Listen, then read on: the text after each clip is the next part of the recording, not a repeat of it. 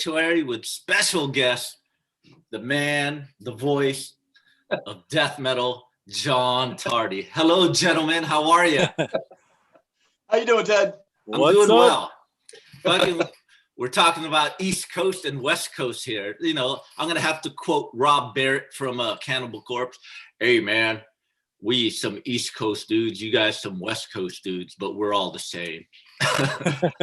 Yeah, and we're spoiled with our weather compared to the rest of the planet right now, probably. So all good. Yeah, our weather's pretty good out here. We had some rain, but it's going to be like nice and sunny, and they're predicting some summer temperatures the next couple of weeks. So I'm stoked. Right on. Yeah, Florida can't be any more beautiful. It's 70 degrees and sunny. It's fabulous right now. Oh, like man. Always. Yeah, I love Florida, but then again, I don't like Florida. That's just me. But guys, I want to chat with you guys about live streaming. I know you guys have a live streaming coming up, which I'm looking forward to. I've seen your past live streams, and I have to say, man, you guys, that live stream was, dude, you guys sounded like your record. It was amazing, dude. Amazing. Right on. You know? Yeah, we're ready. We've been working hard at this one coming up. We're going to be streaming it right from our studio, and we are really looking forward to this one, man. We've been working hard at getting these songs down pat. We picked just a variety of all the songs that the band members themselves wanted to play, live. And so we're going to go for it this Saturday coming up. It's going to be awesome. Now, Donald, you were my first guest when I started live and streaming, and now you're back. And John Tardy's here. Stoked. I got the Tardy brothers. A lot has changed from the time I've talked to you till now. You know, a lot has changed, and streaming has been a big thing. And at first, I was kind of hesitant on streaming, but now I'm kind of digging it because we don't know when the world's going to open up, and it's a good way to give something to the fans, not only to the fans, but to keep us, motivated to do some music. I mean, how do you guys feel about the streaming? I know you guys did 3 of them so far. Yeah, it's a different world. We're like every musician, man. We would rather be on that tour bus hitting the road and playing in sweaty ass sold out little clubs packed with the fans, but at this point we're all handcuffed right now. So we just like you guys, we were like live what, stream what, and so but we figured it out, and we realized, this is a way to really keep busy.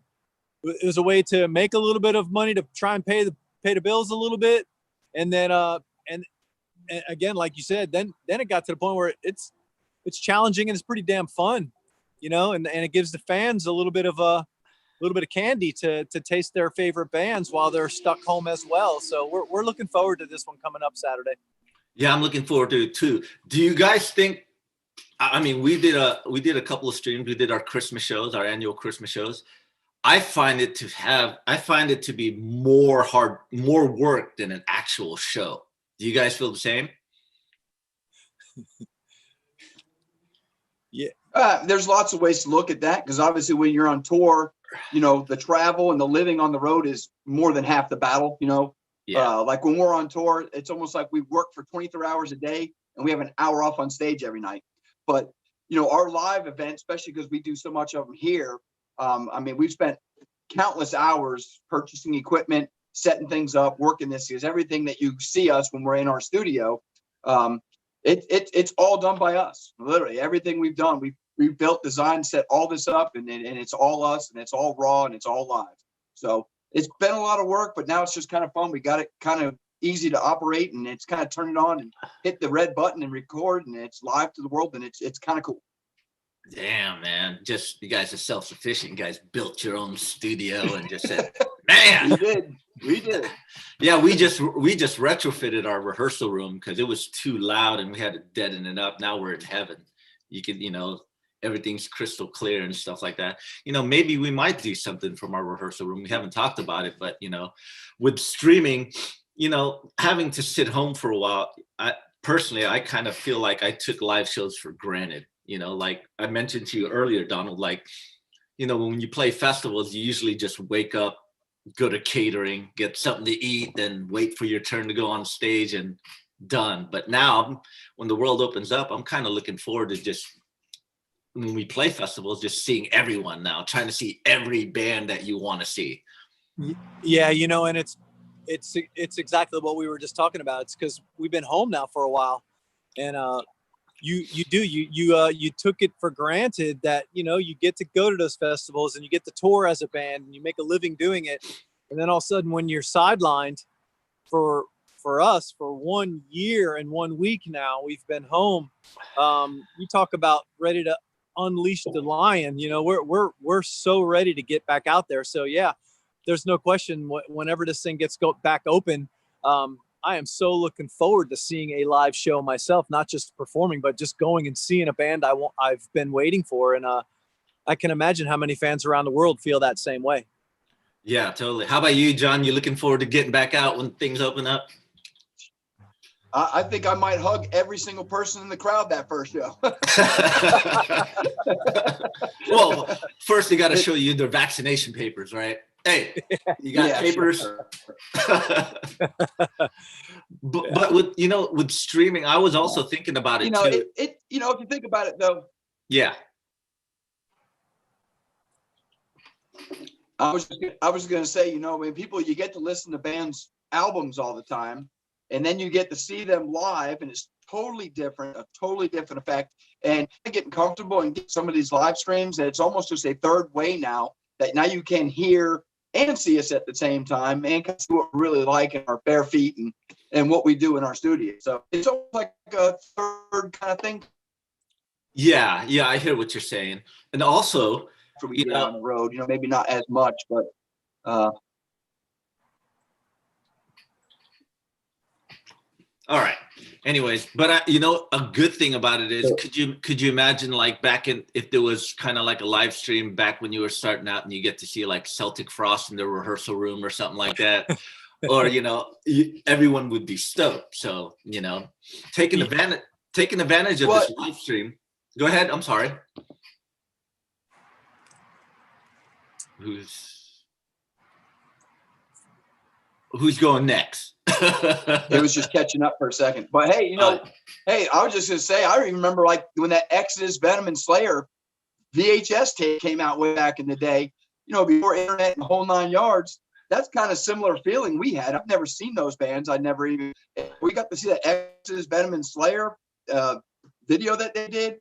We watched that thing a million times. It was so cool. Yeah, the Ultimate Revenge. Yeah.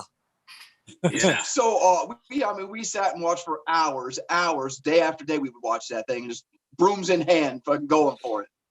Yeah, man, I remember that videotape. So it's kind of like today's version of that, but you could just see it on your computer or, you know, your phone or whatnot. Yeah. So, but the good thing is, I was thinking with these live streams, you're kind of more in control. Like, you guys are doing tracks, your favorite tracks, maybe tracks you haven't played before, something you can't really do on tour if you're going out supporting, because you only have a limited time. Now you get to bust out these tracks that, hey man, you know, let's bust out a bastard track or something, just not only for the fans, but also for you guys to keep, you know, like for inspiration or anything, you know?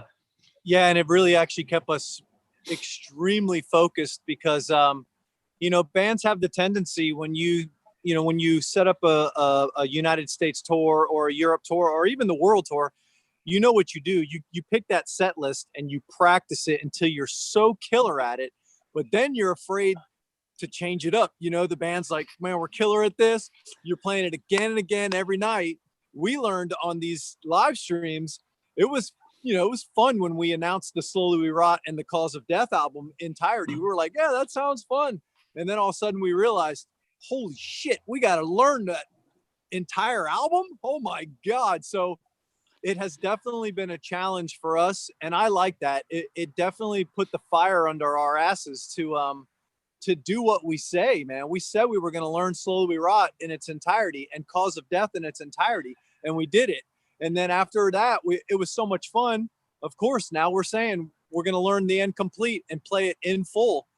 And we just had to spend the last 6, 7, 8 weeks of relearning an album that is now 29 years old. And what a challenge to play songs. Some of those songs we never played on stage. So it definitely kept us on our toes, you know? And it's I always like that. I like being challenged as a musician and challenging the band for sure. And it also it probably gave you some inspiration when you were trying to write some new stuff too, right? It did, you know, it did bring out some juices, you know, it got the shit flowing because we're working on the new album. Taking our time with it. We knew we were going to be home for a while. We're not in any rush. Obituary never rushes new albums. We, you know, we write when we can. When shit comes to us, we get it down on tape, but then we put it to the back. You know, we put it on the back seat for a little while to do these streams. And like you said, playing some of these old songs, I can tell it's influencing us with the new stuff to go back to that 20-year-old Donald and the drumming I was doing as a young 20-year-old and 22-year-old. So it's really cool. It's a really cool experience right now. Me personally, exploring those old songs from 20 and 25, 30 years ago, and now bringing it into these new songs. I can tell there's going to be an influence and a push of influence in there. How about you, John? Do you feel like you're getting inspired playing some of these old tracks that you haven't touched in a long time? Yeah, I don't know about you or anybody out there that does records, but I don't sit around and listen to my albums all day long. So, I mean, there's some of these songs that I haven't even listened to, let alone try and go back and remember what I said, especially the early ones, but I didn't even know what the hell I was saying. But, you know, now it's like we're sitting here going over these incomplete songs. And I'm like, you know, this album's pretty damn heavy right here. It says this is some pretty cool stuff. So it's interesting to go back and see how we were doing things back there and how we were writing songs and just going back and relearning those things. It's been pretty refreshing to be able to do. So I'm really looking forward to, you know, not only this coming up weekend, but next weekend when we do play that whole incomplete album. It's been a lot of fun relearning. That's cool. I mean, you know what they say, you know, sometimes you have to look back in order to move forward. You know what I mean? And I know you cannot, like, you won't write another incomplete, but you'll get the essence of where it came from, you know, some of that influence. So I think that's a good thing. And that's probably one of the good things, you know, I always try to look at this pandemic from a positive side, like, you know, like you guys did albums in its entirety, people are doing other stuff. You know, it gives you time to revisit some old stuff that you don't normally get to do when the world was open, because you write a new album, go tour, come back, write a new album, and you kind of forget all the old stuff, you know?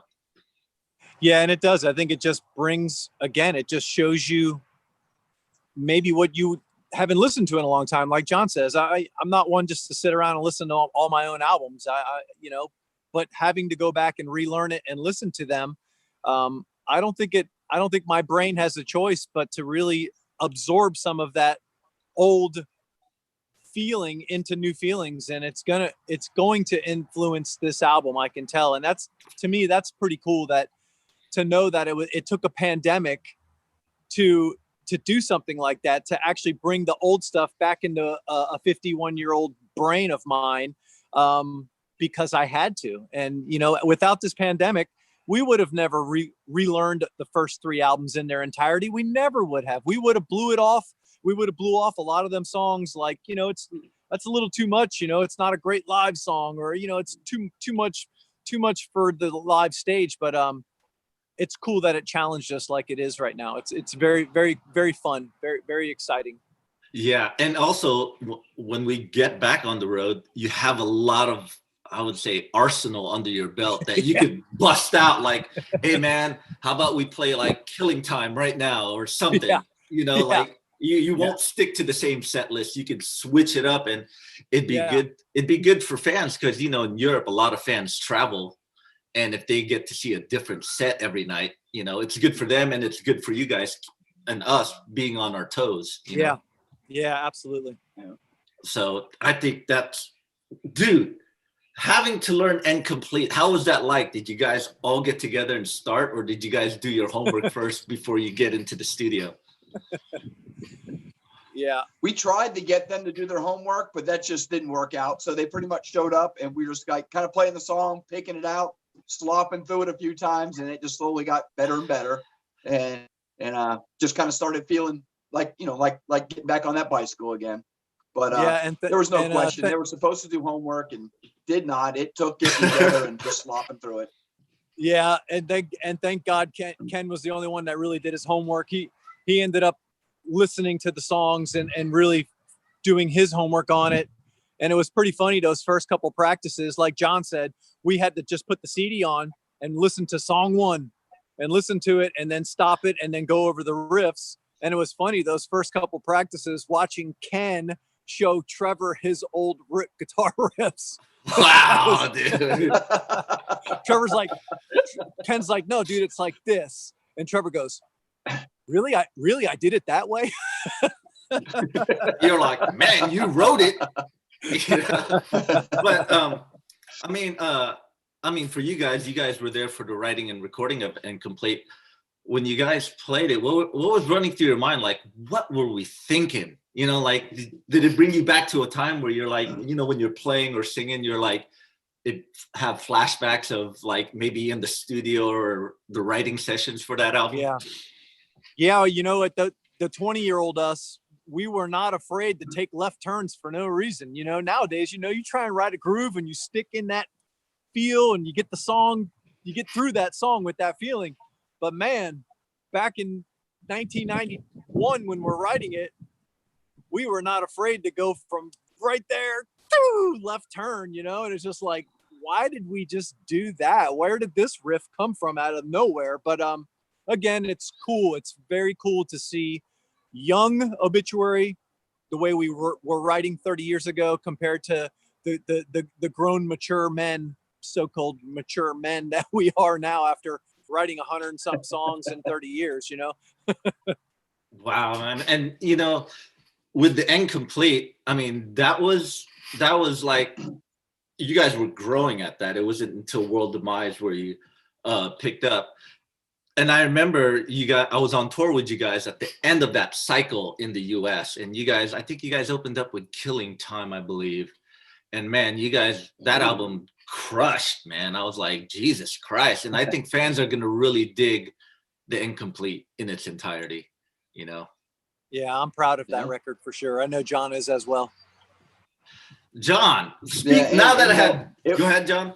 Go ahead. Sorry. I was just going to say, and just meeting you back then and being on that tour, you know, and like a lot of bands we tour with or something, but it's just always good to stay friends all this entire time. And just, we appreciate all the support and just, you know, how much we love you guys. So it was awesome that it's that long ago. It doesn't feel like it was that long ago. It kind of feels like yesterday in one way. But it's always good, man. The friends you make over the years and just staying friends with all these bands that we meet is really the best part of what we get to do. It is, and I'm stoked about it. I'll tell you, the first show of that tour, I think it was April 4th, 1993 at the Masquerade in Atlanta. Wow. I mean, I was like, whoa. I remember you guys set up and you sound check. I was like, what the fuck? Big Shirt was doing your sound. It just sounded massive. I was like, oh my God, dude. But you guys, I mean, out of all the death metal bands from Florida, I like you guys the most because you had this groove, you know. It's just, I mean, nothing wrong with blast beats and all that stuff. They're cool. But you guys, from the guitar tones, the vocals, the overall sonic sound and the groove, it stuck out the most, you know. That's what makes Obituary unique. Oh, it's right on. Very nice of you. Yeah. John, I want to talk about your lyric writing. Everyone I've talked to goes, what is he saying? Do you write lyrics, or you just go off the cuff when you record your vocals? Obviously those first albums is like Slowly Rot had, you know, lots of shit that there wasn't anything written down. But through the years, you wind up having to write more and more of it. So nowadays I write out full sets of lyrics. I still don't put them on our albums because it's just not that big a deal to me. Gotcha. And I just like people to what they hear and what they feel and just let it roll with that. But it was a challenge going back to some of these albums. I'm sitting there trying to figure out what the hell I said. And I'm like, I have no idea. So I just start going for it. You just make it up as you go. You know what I mean? But I mean, yeah. So go ahead. So during one of these streams coming up next weekend or the Incomplete weekend, when you see John having to refer to his lyric notebook, you're going to realize he's looking at it and it just says blah, blah, blah, blah, blah, blah, blah.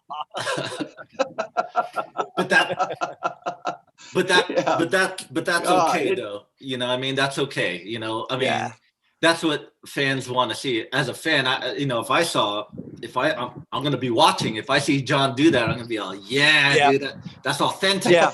And we're talking about just while we're on this subject with John and his lyrics, we are one of probably the only bands, one of the very few bands probably on this planet that write in the style that we do.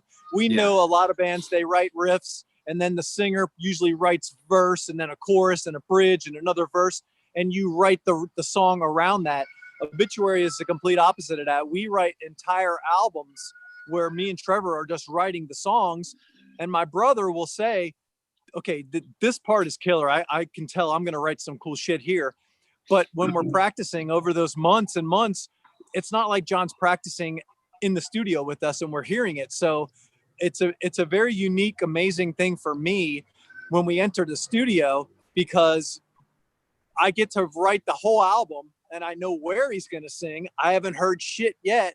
And then all of a sudden, especially now, the last 4 or 5 albums, I do the engineering of the computer when John sings. He engineers the computer when I'm doing my drum tracks. So when I sit down and he approaches that microphone for the first time, I'm like a fan because I've never heard it. And most of the time I got to pick my jaw up off the ground because I'm like, holy fuck. And then it's just cool because it's such a cool experience to know. I knew it was going to be a cool song, but oh my God, is that heavy. So that's an Obituary insight right there. Oh man, look at Obituary secrets. I like to hear that stuff. Hey, John. I mean, Go ahead, John. I was just going to say, I like to just make sure that my check clears before I start singing on anything that they think they're going to put together. Okay. You got to call your bank and go, did that clear? All right, man, give me the microphone. I'm going to start singing right now. So, I mean, John, you have such a unique voice in death metal. I mean, when you hear John Tardy, when you hear Obituary, you know it's John Tardy. You know what I mean? When you hear any Obituary album, you know it's Obituary. Did you take any lessons, John, or did you just, hey, I'm going to sing. Let me just give me a chance at these songs? Well, I mean, I only started singing because Donald and Trevor, there wasn't anybody else around to sing. So I would just kind of be around and I would just start singing. And, it was always kind of the joke that they were, kind of still looking for a singer. So I was just kind of doing it because they were just always messing around. It's always been at my mom's house or my house or me and Donald's house. We're always practicing here, it seems. So, when they started first messing around, I just started singing because it was just the three of us there anyway. So it was just kind of that. But, as time went on and then we started writing songs, just started singing more and more. It was just kind of fun. We never played a lot of cover bands. We've never been that band that sit around. Donald and Trevor and I could count on one hand probably how many songs we played of other people's stuff. On Celtic Frost was probably 3 of the 5 songs. And then we played some Venom songs. But for the most part, we just like to almost immediately from day one, we like just writing our own stuff. As stupid as it was at the beginning, but we were just happy to just write our own music in a little cassette, in a tape recorder, and hit play and record. And we would just sit in our garage and we'd be happy as could be at the end of the day, just listening back to them cassettes. And it was just crazy. Yeah. Basically like back in the days, like even Death Angel, like Rob and Mark would tell me, they basically learned their instruments while writing songs. You know what I mean? Like, okay, we have our instruments. Let's try to write a tune. And that's how you develop, Sounds like yeah. And between myself, my brother and Trevor, 0 lessons ever. Like you said, learning your instrument as you learn your instrument. Yeah. Writing songs and stuff. Dude, I mean, I'm going to ask a question here as a fan. When you guys play your favorite, the tracks next Saturday, everyone, next Saturday, their first stream of 2, you're going to play your favorite tracks, right? Like tracks you haven't played. I'm just want to ask, is Kill for Me on the set list? If we told you that, Ted, we'd have to kill you. Time, didn't we? We played Kill for Me last time, didn't we? Oh, no, but he asked for Killing Time. Oh, Killing Time. if we told you, you know what would have to happen. I'd have to come to San Francisco and do some bad things to you, man, and make you disappear. But okay, is anything for Moral Demise next week? Because I love that record. I can honestly say maybe. Maybe.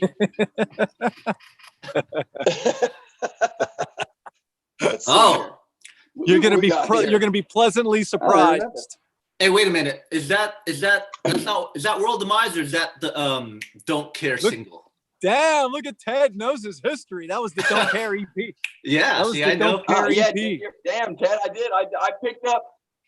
Yeah, I did. I picked up the. I got all of our. I don't know if you can see that. I can see it. But I did. I just picked up the Don't Care, and the World Demise was sitting right next to it. Yeah, but, see. You know, my walls getting longer and longer. CDs, they go all the way down to the thing nowadays. But now with your stream, you guys are doing it at your rehearsal room, right? We did want to.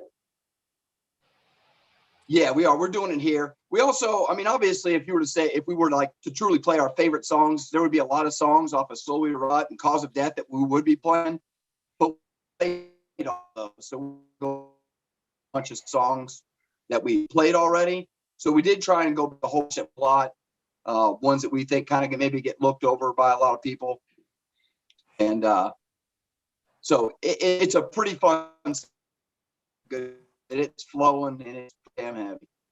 Yeah, and the other thing we knew we had to do was, because, you know, everyone that had watched the first stream and everyone that watched that second stream, we wanted to make sure that these next streams coming up were songs that they are not going to have to hear again and again. So again, it challenged the band to learn even more songs into our old mushy brains, but we did it. And so this is going to be another 2 weekends of, you know, stuff to where even if you listen to those first streams, you're still going to get a taste of some other stuff, old stuff, and some of our favorite shit. So we're excited. We're excited that we're doing this and challenging ourselves, and we're ready to bring it, man.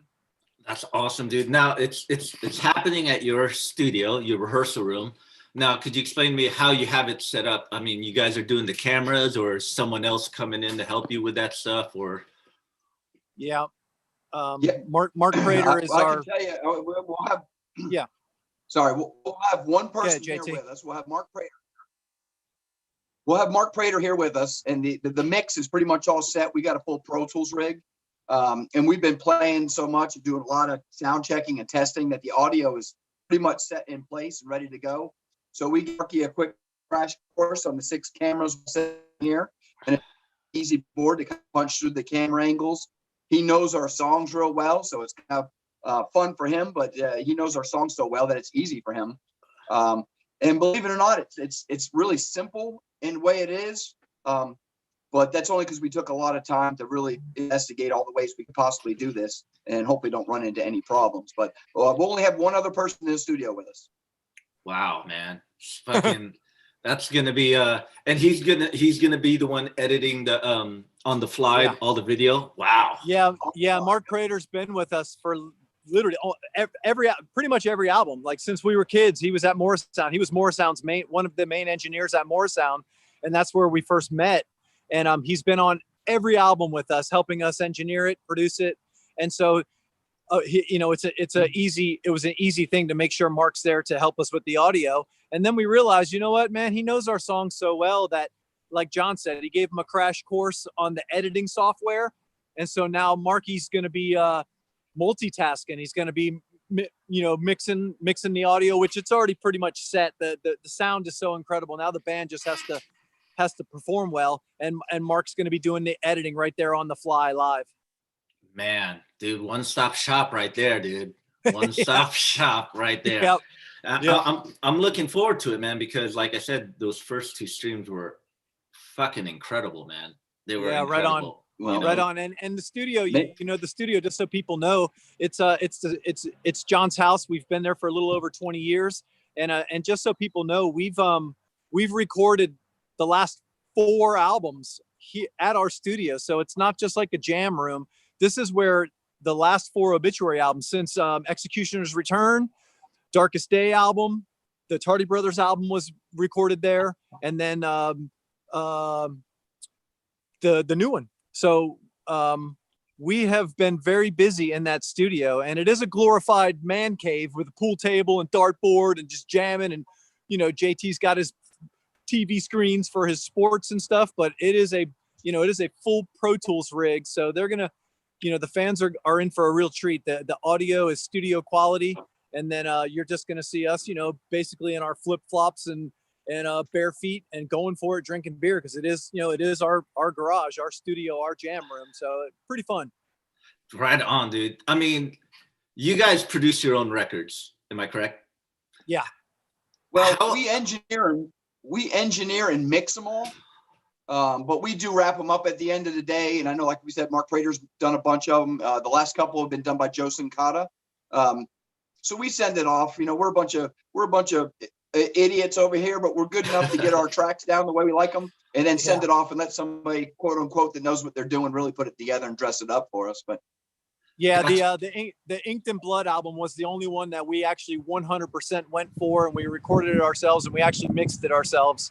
And but like the last album, the self-titled album, like John said, we know enough with the Pro Tools rig to track it properly. Then we just hand all those files off to somebody and let them do their magic. And Joe Sincata, our live sound guy, who's up there in New York at Full Force Studios, he did the mix. And if anyone knows Joe, he's one of the best engineers there are. His knowledge and his magic to get a killer sound is just like no one else. Yeah, I mean, it's good to send it off to get fresh ears, right? Like, because your ears are burnt from tracking and all that stuff that, like later, just send it to me when it's done. So it gives your ears a break for a little bit. You know what I mean? Yeah. I mean, how is that producing yourselves? It must be like, do you have any tension with other band members because you don't have that producer as a buffer? I'll let John answer that. If not, I got a great answer. Even record albums now if we hear and be able to do it, because it just, everybody can come over here at any time. It's just relaxing. You can spend 5 minutes, you can spend 5 hours, whatever you want to do. It doesn't matter. It's how feeling. If you don't want to do it, you can walk away, and it's no big deal. You don't have to get together and go through the process. It's so laid back that I really think it's helped us write these songs, get them down in a good way, because you're just relaxed. But it's a lot of work, but it's fun for us at the same time. It's just another aspect, and it's fun to get into. Yeah, and the producing part of it, Ted, just like you were bringing up, when it comes to the mix, after the band has performed their parts and it goes down to the mixing of the record, and Lord knows anyone that's been a part of a studio process of recording an album and mixing it, the mixing is like pulling teeth. You can listen to a song 25 times in a row in one day. And the good thing, the reason I'm bringing this up and what you asked was, is there ever butting heads? It was pretty awesome. The producing of it, because me and John are super hands-on. And on the other hand, the minute you have to listen to the song a third time or a fourth time, Trevor's like, I'm out. so it's just cool. It's cool to know that, John and I, that's kind of our baby, to where we agree a lot. We disagree a little bit, but that's what brings out the mix. If it's all me, it's all going to be too much drums. If it's all guitars, it can be too much guitar. So John and I got a good chemistry there of just making sure it's a blend that we're proud of, and so that's an easy thing, is to know that the other band members, they just know, we know what we're doing, and we know what we want, and we're really focused on what we want the end product to be. Gotcha. Yeah, that's a good answer. Earlier we were talking about, I'm getting back to the stream thing, and you know how you do a tour cycle, an album, a tour cycle, then another album. Do you guys think of maybe planning on streaming your writing sessions? We have definitely thought about that. Go ahead, JT. All right. Well, I was just going to say, that, like I said, we have such the flexibility here right now. Literally, once I turn things on, it's such a cool able to go live to the world anytime. That I think we will definitely continue to do some of this stuff. it real personal and do that. But, you know, when we do a tour, okay, we put a set list and we get to play it. We play it for a month and a half or whatever it might, whether it's in America or Europe. But that leaves almost an entire earth that has not heard that and got to hear that. So, you know, you can go to a tour, play that. You know, we probably get home, play that set, and run it for everybody else. Especially there's lots of places we never are going to get to. You know, whether it's, you know, all crazy, Iceland and Africa, all kinds of places that we'll, you know, we probably get to. So at least we have fans there. So it's nice that, you know, maybe with some of this stuff we can share with them and let them feel a little bit of what we do live. Yeah, because it is a big planet. Like John said, it's a big planet. And even though you go and you tour your ass off, you're only touring to a very small percentage of the planet. So again, like John said, if you got internet and we do a stream of maybe like a new song when we're ready to release the album, we know that the whole world can actually see it. And the whole world has the opportunity, even if we can't make it to their town, they have at least an opportunity to come inside our studio. And that really is the beauty of these live streams. And all bands know that, and all fans have to really appreciate that aspect of it. Yeah, and also too, doing these live streams, and I've been thinking about it a long time. And you know what? It might open up doors for bands like us to go to countries we've never been before. Right. You know, the demand might be like, dude, we got to get this band in here. You know what I mean? We got to get this band in this country. So that could work in our favor as well. Yeah, absolutely. And think about venue owners. You know, imagine clubs around the planet where you can't make it all the way somewhere. You could, you know, who's to say in the future you don't do like private online streaming events for that club? You know, they deserve it. They might be in Alaska or somewhere in, you know, Aruba. And those fans are not going to see Death Angel or Obituary very often, but that would be a cool possibility to let that venue owner promote it, pack his place, let him make some money on beer sales, and give him a show, man. You know you know, there's endless possibilities right now for bands that want to stream and really take the time to do it for their fans, because the fans deserve it. And like I said, you know, we're only getting to a certain percentage of the planet when you tour. And Lord, you guys do like we do. We bust our asses. We're on airplane after airplane after airplane when we're supporting an album. And it's still just 1% of what really could be happening with the amount of fans that could see the live show. Yeah, I totally agree with you that, man, coming up with some good ideas for these streams. And also too, it's kind of like a modern day bootleg, these streams, you know what I mean? But with you're in control. Remember back in the day, you get these bootlegs, you're like, man, that sounds killer. I wish I could see them. And you finally see them and you're stoked. Yeah. You know? Yeah. So yeah, it is. It's cool. Again, it goes back to that whole, this might not have ever happened with us without the pandemic. Yeah. You know, looking at the positives, you know, the sad is how many deaths and how many humans had to die because of a horrible virus. But you know, looking in the future, man, and looking back now, we got sent home, and every musician, I know you guys were the same as us. We were like, what the fuck are we going to do? Like my rent's due, my bills are due, but I'm not allowed to go make any money. What am I going to do? And then we made it through here, you know, we made it. And now it's amazing that without a pandemic, we might not have been really focused on it and determined to do these live streams. And it's a blessing, you know, it's a blessing that we figured it out, that it's a blessing for the fans, because Lord knows we would still be practicing as bands. We love music and we love jamming together. But now the fans get to come inside the jam room or inside the venue that you rent out and to do the live streams. And good for them, man. You know, fans deserve it. You know, they're stuck without music as well right now. Yeah, I hear it. Yeah, we all stuck. We're stuck. We're just trying to find a way to navigate through these crazy times. And I've been following you guys on your socials. What's really cool is the drumhead giveaways that you guys do. Now, wait a minute. Who draws the logo? Is it you or is it John? Yeah, it's a combination, man. Okay. You know, I trace the outline, and then John's always been good with crayons. Thanks, DT. Appreciate that. Oh, it's a team effort here. Yeah, Yeah, they're cool Tardy though. Brothers I mean, we just started doing that one night. DT probably had the idea. We're just looking at these drum heads. He goes through them all the time, especially on the road.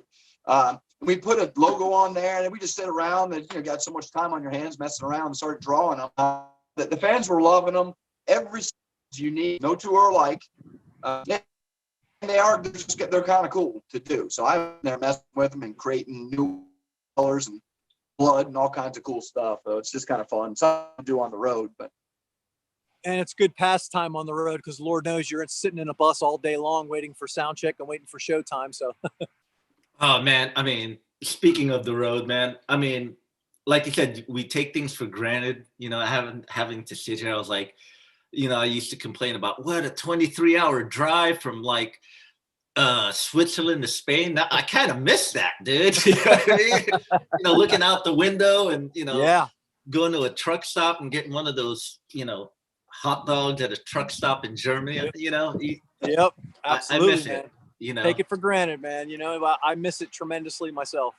Yeah, and I miss the fans, but I think at the end of the day, I was against live streaming, but I'm all for it now. Having to talk with you guys, getting some ideas, and it's a good thing. I think it should still happen even when the world opens, because it's not certain that venues are going to be at full capacity. And plus, you could do like you said, little.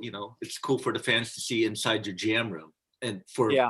for people in other countries that won't see Obituary, or you won't be able to go to those countries like Southeast Asia or something, Yeah. like someplace like Cambodia or something where there's metal fans that it's hard to Right. get there, but they can see you in your jam space.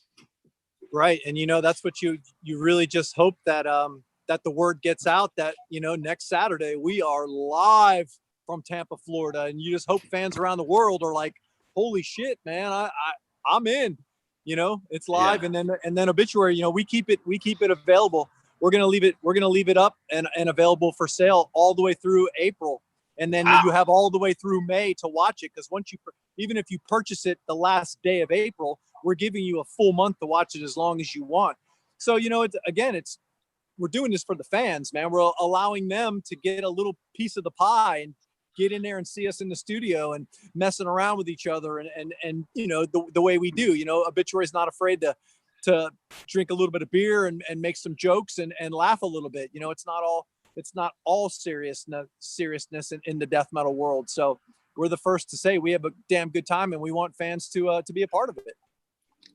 So now that we're online here, let's tell everyone where to get tickets for your live stream. Because, dude, you have T-shirt bundles, you have all this cool stuff that you're offering. Yeah, and we did. We really me and John really put our heads together and tried to come up with some badass designs for the T-shirts, because we wanted it exclusive event design shirts. So yes, obituarylive.com is the website that the live stream is going to happen. You can buy the ticket for just the first weekend of all the favorite songs from the band, or just the second weekend for the end complete in its entirety. If you buy both, we gave you a discount, so you save a little bit of money with that.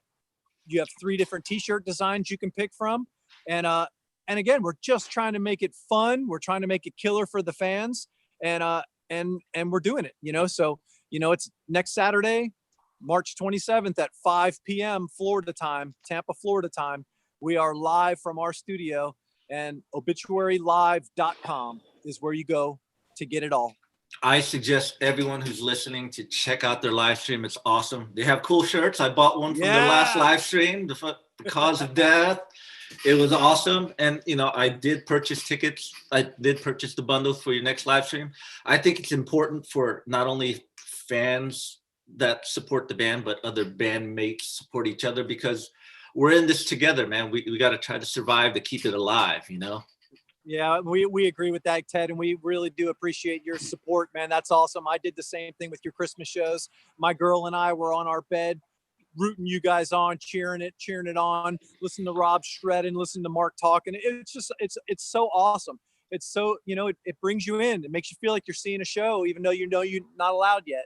So we appreciate you guys for doing the Christmas show and putting it online for the fans, because I, as a death Angel fan, I appreciated that tremendously because I fully enjoyed it. You guys were very entertaining, and it was refreshing to see our fellow music brothers on stage sweating it out. Yeah, man. Thank you very much. And I feel the same way about you guys. And hopefully, when everyone gets vaccinated and we're back at full capacity, that the both of us could go out and destroy the world, man. Yeah. You already Hey, know how I'm gonna. You know what's gonna happen. It's gonna have to be a Death Angel Obituary tour somewhere. It's gotta be. You guys are too cool, and we love being around you guys, man. So you know that'd be a fun tour. Oh, it will be a fun tour because, you guys did it with Exodus, and I heard that was a fun tour.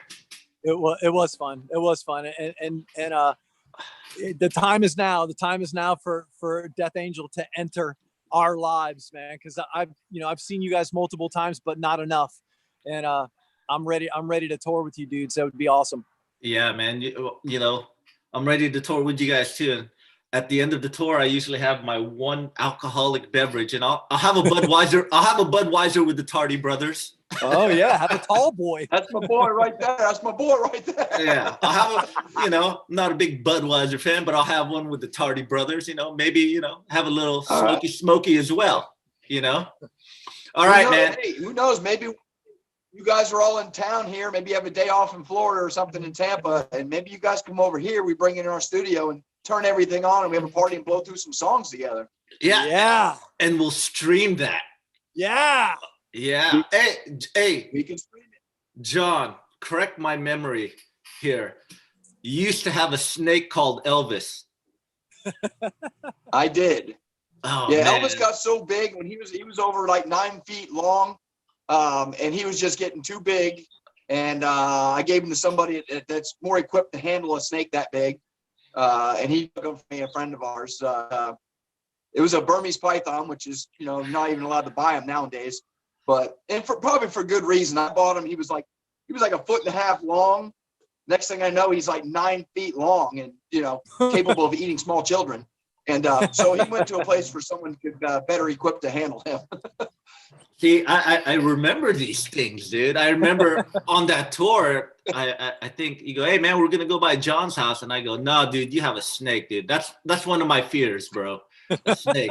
I go, I'm not going to John's house, dude. That dude's got that Elvis dude there, And one more thing for John here. Big Willie Nelson fan still. Yeah, absolutely. I thought he came out with a cover album of some Frank Sinatra songs. I listened to some. I've always just liked Willie Nelson for some reason. Well, not for some reason. He's awesome. That's why he's just written so much good music. But just the uniqueness to him, the way he is, from the sound of his voice, just to the way he words and phrases. I think he came to the very festival. Yeah, I think I remember. Out there. If I can remember correctly, you went to a Willie Nelson concert with an Obituary shirt, didn't you? I may have. I may have. Who knows? We actually played. There was a show we played. We played in Texas one night, and he played the night before us. We wouldn't have been able to get there, but we got there the next day, and the mixing desk was still sitting there, and it had the tape. They put the white tape across the board, and they write the channels. Well, one of the channels said Will's guitar, so I ripped that whole piece of white tape off, and I still have it to this day. Yeah, cool, so. That's awesome. All right, guys, we're getting to a close here, and what I normally do, and what I've been doing actually, I'm gonna give you guys 12 questions, and you guys got to answer them for me. You guys ready? No. Okay. Yes. Okay. Here we go. Mild or spicy? Spicy. John? I say mild or spicy because it just first. Which one is it? Mild or spicy? Mild. Okay. Dogs or cats? Dog. Cats. All right. A movie you can watch over and over again? Planes, Trains, and Automobiles. I knew you were going to say that. I just had a feeling you were going to say that, Donald. Yeah, we've watched Trains and Automobiles a million times, so I can Yeah. still. If I'm correct, like you guys are big John Candy fans, if I can remember correctly. Of course. Yeah. Who isn't, right? Yeah, that's true. What's your biggest pet peeve?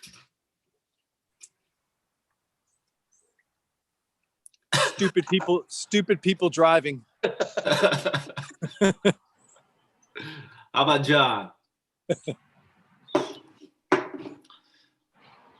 No, it's kind of out John- here, but His connection out there in Gibtown. Yeah, I wasn't really saying anything.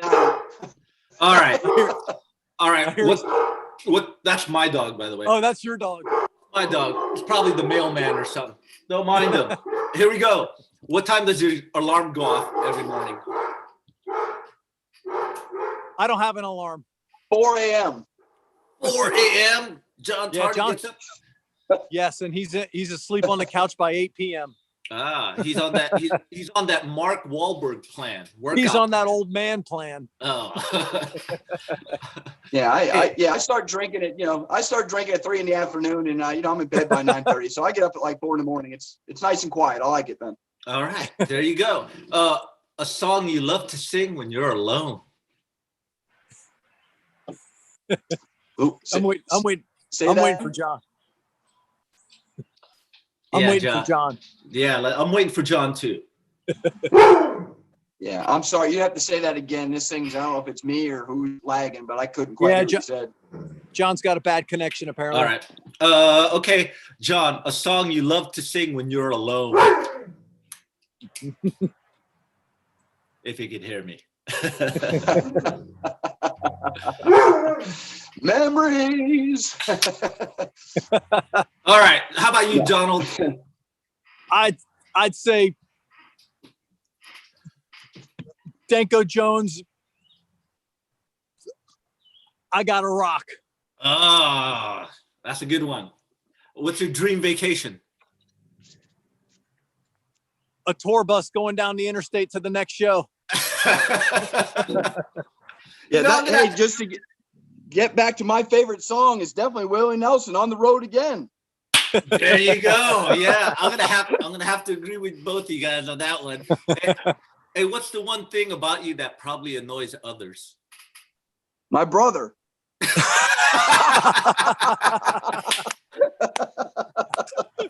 Brotherly love. And I can attest to that. I would have to say my loud mouth. Okay. All right. What's your favorite smell? My Ooh. brother. Dang, man. Popcorn. Whoa, that's a new one. Popcorn. Yeah, man. Movie theater popcorn. Hey, Oh, Yeah. All right. good thing. All right. An instrument you wish you could play. Ooh. Piano. Yeah, all right. Donald? The flute. Flute. Awesome. All right, dude. On a scale of 1 to 5, how good of a dancer are you? 0. I'll agree Yeah, with I'm that. gonna have to say that's a tie. Okay. 0. 0. We got a tie here, ladies and gentlemen. I What did, suck at dancing. what did you have for breakfast this morning? Coffee and then a Budweiser because I was going to talk to you. All right. John? Bowl of Cheerios.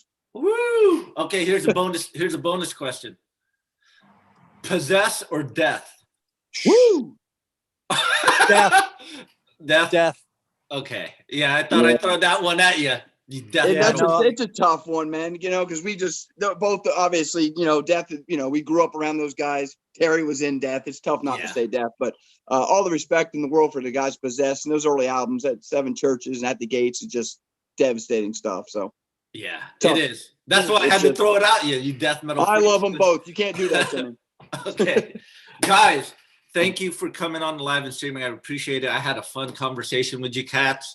And I want to let everyone watching go to obituarylive.com, purchase your tickets to their live stream for next Saturday, which is their favorite tracks that they're playing. April 3rd, which is the End Complete in its entirety. And it's 5 p.m. Florida time, which is Eastern time, which would probably put Europe at about 9 o'clock, 9 at night, I believe. It's prime would be- time, man. You can be it in would be, California and sneak in there early, 5 Yeah. o'clock here, and you can still get it there. So it's a good time. But you Yeah. can also watch anytime. It will be up there and available. So if you run late or early or something, you can always go get it later on that night. So Yeah. And buy the merch, because that merch is only for the stream. oh, So obituarylive.com, everyone go purchase the stream, show the support to one of death metal's finest bands out there. Donald Tardy, John Tardy from Obituary, thank you very much. And we'll see you guys soon. I'll see everyone on the live stream of theirs next week. Right on. Thanks, Thank you, Ted. Ted. Thank you, everybody. See you guys next weekend.